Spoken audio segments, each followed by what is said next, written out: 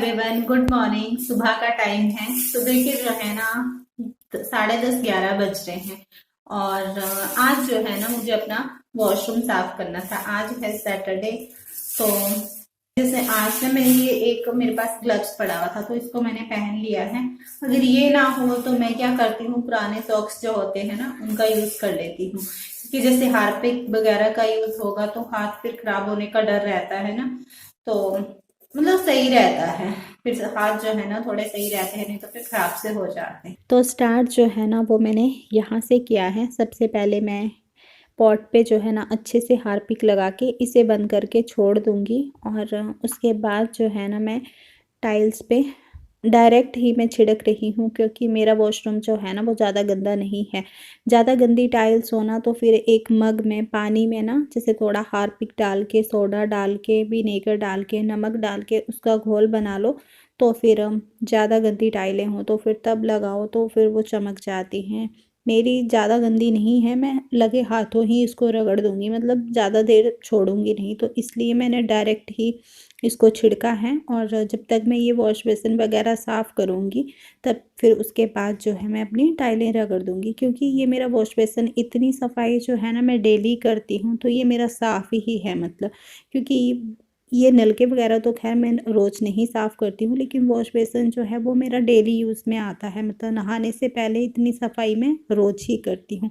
तो बस यहाँ का साफ़ करके उसके बाद जो है, अभी जो है ना मैंने ग्लव्स नहीं पहना है, क्योंकि यहाँ पे तो मैं शैम्पू ही लगा रखा है। इस स्क्रॉच ब्राइट में मैंने सर्फ शैम्पू कुछ भी लगा लो, मेरे पास शैम्पू पड़ा हुआ था तो वो लगा लिया मैंने, क्योंकि फिर खुशबू भी अच्छी आती है ना शैम्पू की। तो जो मतलब इतनी रगड़ाई का काम हो रहा है, थकान हो जाती है, तो फिर थोड़ा मतलब सही है, थकान जो है ना वो कम महसूस होती है। और अब वॉश बेसिन वगैरह मेरा साफ़ हो गया था। इसके बाद जो है मैंने पहन लिया है वो ग्लव्स, और अब जो है कपड़े धोने का जो ब्रश होता है वो टूथब्रश और स्क्रॉच ब्राइट, इन तीनों से ही जो है ना मैं बाथरूम को अच्छे से रगड़ूंगी, क्योंकि हमारी टाइल्स जो है ना वो ऐसी हैं, थोड़ी पत्थर जैसी हैं, तो इनकी सफाई जो है ना टूथब्रश से अच्छे से हो जाती है। और जैसे ये कॉर्नर वगैरह होते हैं, जो फ्लोर होता है ना जहाँ पे वो जॉइंट्स साइडें होती हैं, कॉर्नर्स, वहाँ पे ये टूथब्रश से अच्छे से साफ़ हो जाता है। और नीचे से भी सीट को जो है ना मैं डेली डेली नहीं साफ़ करती हूँ, क्योंकि पॉट तो हम डेली ही साफ़ करते हैं, लेकिन नीचे का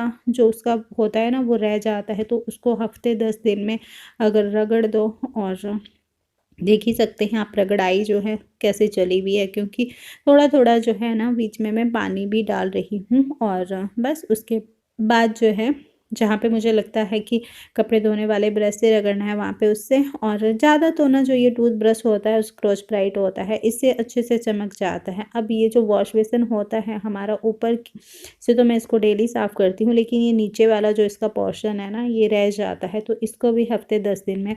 और यहाँ से जो ये जहाँ से वॉशरूम का दरवाज़ा होता है ना वहाँ पे ज़्यादा गंदी होती हैं, क्योंकि जैसे डेली हम वॉशरूम में वाइपर मारते हैं तो जहाँ जितनी जगह में मतलब पानी होता है ना वहाँ से तो टाइल साफ़ ही रहती हैं, लेकिन जहाँ पे मतलब दरवाजे के पास है वहाँ से ज़्यादा काली हो जाती हैं।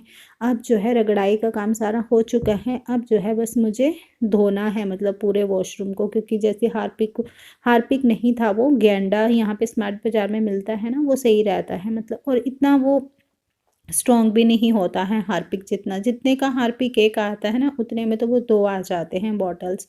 अब जो है इस टूल को भी मैं अच्छे से साफ़ कर दूँगी, क्योंकि इसे भी ना मैं डेली साफ़ नहीं करती हूँ। बस अब जो है मुझे पूरा वॉशरूम अच्छे से धुलाई करनी है इसकी, क्योंकि लेकिन वो है ना कि इतनी सफाई करके थकान भी हो जाती है, लेकिन फिर ऐसे चमकता हुआ बाथरूम देख के ना अच्छा भी लगता है, मतलब पूरा चमक जाता है अच्छे से। अब जितना मतलब मेरे से साफ़ हो पाता है उतना जो है ना मैं कर देती हूँ। 1.5-2 घंटे लगते हैं इतनी सफाई करने में, लेकिन वही है कि थकान हो जाती है। और अब जो है बस मैं ऐसे वॉल्स पे भी ना जहाँ जहाँ पे जितने में मतलब टाइल्स हैं उतने में से पानी डाल के फिर उनको जो है वो वाइपर से सुखा रही हूँ। इसके बाद जो है मैं इनको मॉप से भी सुखाऊंगी। अभी तो खैर मैं ऐसे पानी डाल के ना और फिर उस पानी को ऐसे वाइपर से पोंछ रही हूँ, क्योंकि छींटे वगैरह जो पड़ जाते हैं ना तो फिर उसका फ़ायदा क्या होगा अगर अच्छे से सफाई नहीं होगी तो, क्योंकि इतनी सफाई डेली नहीं हो पाती है। रोज़ रोज़ कौन गंदा होएगा बाथरूम की सफाई करने में, क्योंकि 1.5-2 घंटे लग जाते हैं। अब यहाँ से जो है ना मुझे थोड़ा धब्बे से लग रहे थे, काले काले से, तो मैंने थोड़ा सा और इसको, हार्पिक नहीं है ये, गेंडा है ये, मतलब ये टॉयलेट क्लीनर जो होता है, इसको मैंने डाला है, उस स्क्रॉच ब्राइट से जो है वो रगड़ दूंगी तो फिर अच्छे से साफ़ हो जाता है। और लास्ट में जो है इसको मैंने कवर करके छोड़ा हुआ था इतनी देर, क्योंकि ये साफ़ ही होता है, इतनी सफाई तो हमारी डेली होती है, ये तो रोज़ ही साफ़ होता है।